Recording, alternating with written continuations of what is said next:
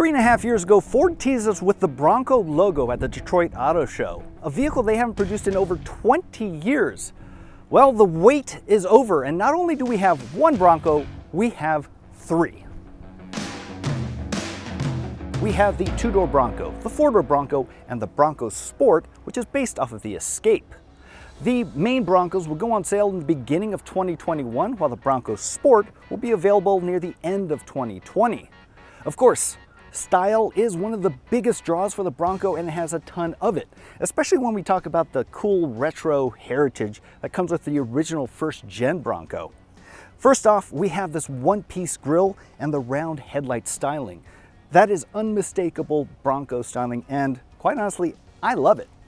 We also have very, very short overhangs that gives it a very steep approach angle, as well as in the back with the departure angles.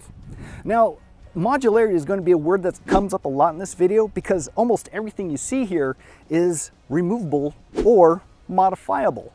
These rails right here are very sturdy, easily removable, but they give you a very good indication of where the corners are when you're off-roading. Throughout the side, we also have big featureless kind of door panels if we had doors, but the key here too is it's very quick to remove the doors. It's one bolt that goes through the hinge. Pretty smart and a lot easier than pulling the doors off of a Wrangler. Further down, we have a lot more heritage traits coming in, but most importantly, it looks great.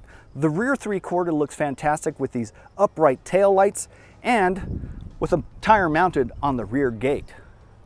Now, I don't have full specs yet, so I'm gonna send that forward to future Mark. As you probably can tell, I was rushed for time and short on information when I was checking out the Broncos in Michigan. But I'm home now, and I have a lot more to share with you, at least all the information we have so far. So let's start with specs. The two-door and four-door Broncos will be body-on-frame SUVs, which means they're built a lot like a pickup truck. They should have better off-road and towing capabilities than the typical modern crossover SUV. The two-door has seating for 4, while the four-door has seating for 5. The base engine will be a 2.3-liter turbocharged 4-cylinder that makes 270 horsepower and 310 pound-feet of torque. Not all that impressive, but there will be an upgrade. There will be a 2.7-liter turbocharged V6 that's good for 310 horsepower and 400 pound-feet of torque. Now that sounds a lot more appropriate, especially for the four-door Bronco. At the moment, there is no word or even a hint that there will be a hybrid electric variant, but one could hope. The big news, as far as I see it, is transmissions, because the base transmission will be a 7-speed manual transmission. You heard right, a stick shift in the Bronco. But get this, the 7th speed will be a dedicated crawl gear. Brilliant! How cool will that be? Unfortunately, that transmission will only be offered on the base 4-cylinder engine. The V6 will get a 10-speed automatic, which will also be optional on the 4-cylinder. As a proper off-roader, these Broncos will come standard with a 2-speed transfer case. There's also an option for an electromechanical transfer case. The front suspension gets double A-arms, while the rear is a solid axle multi-link setup. Both get coilovers and Bilstein shocks. There will be several trims and packages available with awesome sounding names like Big Bend, Black Diamond, Outer Banks, Badlands, and Wild Track. There's even one called Sasquatch, which comes with beadlock capable wheels. Rad.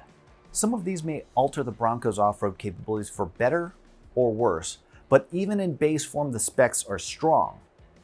Add in the available 35-inch all-terrain tires, and those specs get downright impressive. In base form, the Bronco will have 8.4 inches of ground clearance. Approach angle is 35.5 degrees, breakover is 21.1 degrees, and departure angle is 29.8 degrees.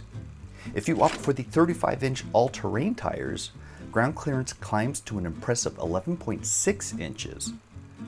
Approach angle increases to 43.2, breakover is 29 degrees, and departure angle is 37.2 degrees.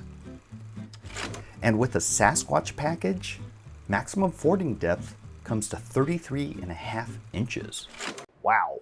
Because I was so rushed in Michigan when I was taking a look at those Broncos, I want to take a little more time to go over all the details, and there are a ton of them. They all add up to something pretty amazing. Now, starting from the front, let's talk about that grille. It is obviously a nod to the first generation Bronco from 1966, the one-piece horizontal grille with two round headlights on either side. Just above those headlights are some cool cleats. Now those cleats can be used as tie downs for whatever you want to secure to the hood, rather than using tow straps that go from the bumper past the headlights onto the hood, because those straps will block some of the forward lighting that you have available to you.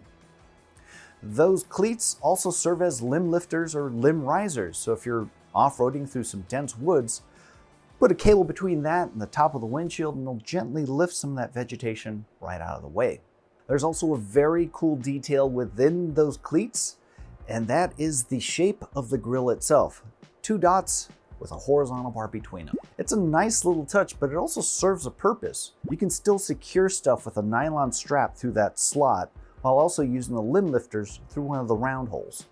You'll also notice at the top of the fender is a tiny little peak. Now that's also a nod to the original first generation Bronco that had these kind of almost fins that go from nose to tail. If you were to look at the classic Lincoln Continental, it has something similar, that fin that goes the entire length of the vehicle. Not only is it a nice little aesthetic touch, but it also serves a purpose. It gives the driver a much better indication of where the corners are on the vehicle. If you've ever driven an old classic car with tail fins, you know what I'm talking about. There are even cool details about the mirrors. You might notice that they're not mounted to the doors. We'll get to that in a bit. They're mounted to the hood, that section just between the hood and the windshield.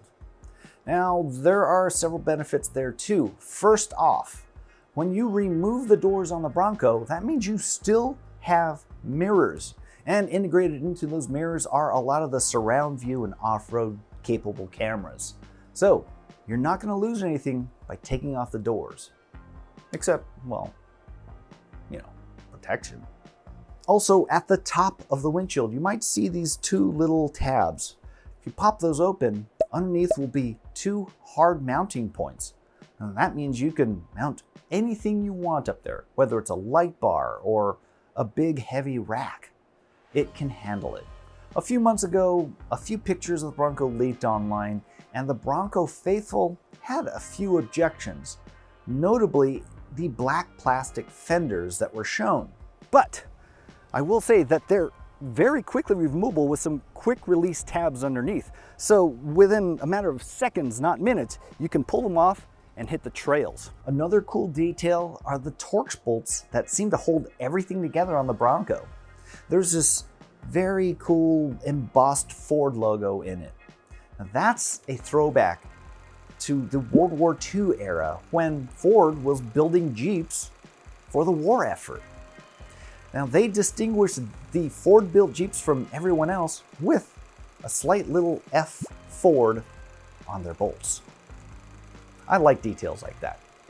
Further down the vehicle are the doors, which are obviously removable. But unlike the Jeep Wrangler, these doors are removable with a single long bolt. As an added bonus, they're coupe-like doors, which means they don't have these roof pillars attached to them. So here's the kicker. When you roll the windows down and remove the door, it can fit inside the car if you have the option for stowable doors. They also built in clever handholds right where you would normally try to grab it, because they're not particularly light either. So with the handholds at the corners, you should be able to get it into the back of the Bronco with a little less effort. Also removable are roof panels. And when you do remove them, you have a straight shot right up to the sky. There's no big bar kind of blocking your view. You can literally stand up in the front seats and look out the top, just like safari style. Sign me up. In the back, there's a side hinged rear gate. But if you ask me, it's hinged on the wrong side, at least for the US, where we drive on the right side of the road. That means if you're parked on the street, in order to load anything into the cargo area, you'll have to do it from the driver's side of the car. I brought that up to the Ford designer, and he was very quick to respond that if it was hinged on the left side, that means you're opening that gate into traffic, leaving yourself open to the possibility that someone might drive right into it. So I'll give them that one.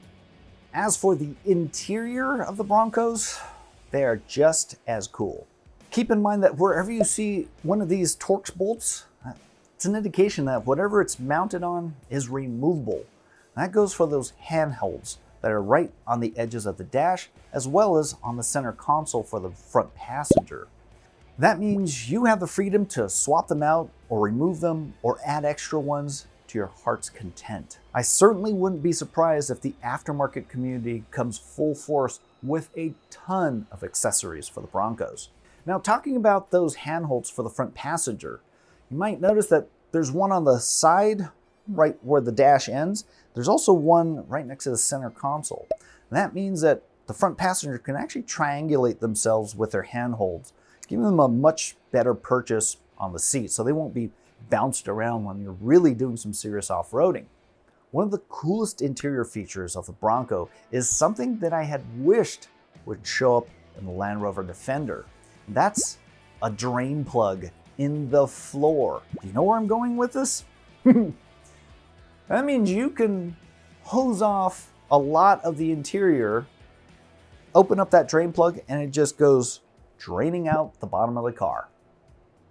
Brilliant. It was something that the original Land Rover Defender had, and just like the Defender, this new Bronco has sealed switches where it counts, so you won't short circuit anything when you're hosing all that mud and dust out of the interior. The theme of modularity also carries over to features that are as typical as map pockets. In the doors, you'll see those pockets with some netting, but those are also removable, swap out with whatever you want, or make whatever you want. Another cool detail that I fell in love with on the Bronco is on the top of the dash. It's this little accessory rail that you can mount stuff to. In a lot of ways, it looks like a Picatinny rail if you're into shooting sports, but it's something that you can mount a GoPro to, a radar detector to, a phone mount, whatever you can dream up, you could probably mount it to that system. And if you don't have that kind of system, if you don't have the particular mounting hardware for that kind of rail, you're still in luck. That entire rail is removable and can be replaced with something that you can use. All of this new Bronco goodness won't end when you leave the vehicle either. When they go on sale in 2021, you'll have the option to attend the off-rodeo. The off-rodeo will be an off-road school situated at 4 permanent locations throughout the country. That'll allow, let's say, less gifted off-roaders get the skills they need to tackle some real rock crawling. Also available will be something called Bronco Nation, an online community for previous and current Bronco owners to talk about great trails, show off their rides, and just feel like they're part of a big movement again. The Bronco Sport is based off of the Ford Escape and obviously won't be as rugged as the other Broncos, but it will be capable nonetheless. The base engine is a 181 horsepower, 1.5 liter 3-cylinder, which sounds a little weak. There is an upgrade to a 2 liter turbocharged 4-cylinder that's good for 245 horsepower. An 8-speed automatic is the only transmission offered, but 4-wheel drive and a locking differential is available. Thanks, future me. Man, that guy is a hell of a lot smarter than I am, isn't he? We're gonna have a lot more information on all the Bronco lineup as we get closer to its on sale date. So keep checking back with Edmunds.com for the latest. And of course, if you want to know anything about them and their competition, head on over to Edmunds.com. To see more videos like this, hit subscribe.